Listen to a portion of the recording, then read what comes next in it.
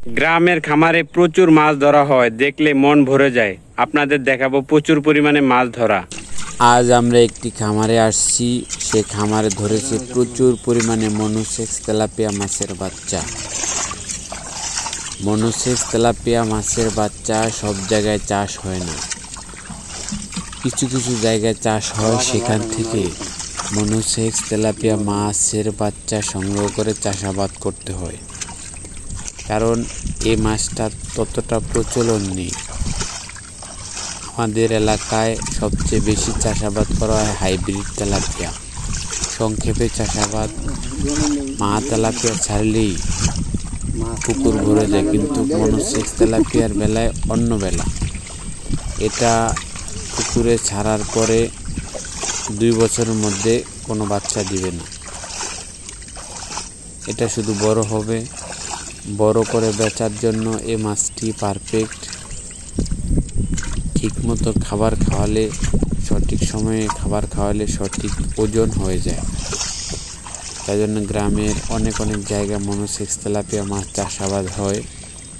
এই বাচ্চাগুলো সংগ্রহ করতে হয় খামারিদের কাছ থেকে। দূর দূরান্তে বিভিন্ন জায়গায় খামারিরা রয়েছে, বাড়িওয়ালারা খুঁজে তাদের কাছ থেকে মাছগুলা নিয়ে যায়। আজকেও বাড়িওয়ালারা আসছে খামারে মনোসেক্স তেলাপিয়া মাছের বাচ্চা নেওয়ার জন্য। অন্য মাছগুলা, অন্য সব ধরনের মাছই পরিমাপ করে বিক্রয় করা হয় দাঁড়িপাল্লা দিয়ে, কিন্তু মনোসেক্সের বেলায় অন্য ধরনের। এই মাছগুলা পিস হিসেবে বিক্রয় করা হয়। আপনারা দেখতে পাচ্ছেন প্রচুর পরিমাণে মাছ ধরেছে। যখন তাদের প্রয়োজন হয় এই জালের মধ্য থেকে নিয়ে নিতেছে। এই জালের মধ্যে রয়েছে প্রচুর মাছ। খামারের অনেক এক্সপার্ট, আপনারা দেখতে পাচ্ছেন গণনা কত নিখুঁতভাবে, কত দ্রুতভাবে করছে।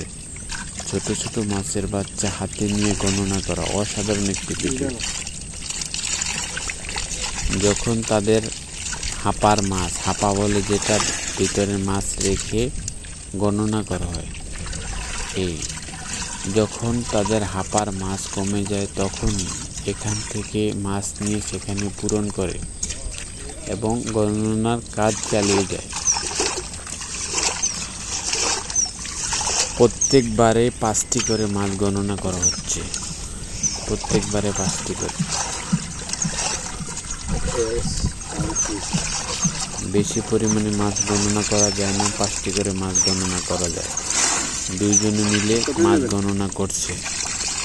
প্রচুর পরিমাণে মাছ নিয়েছে এবং তারা গণনা করবে। আবার যখন শেষ হয়ে যাবে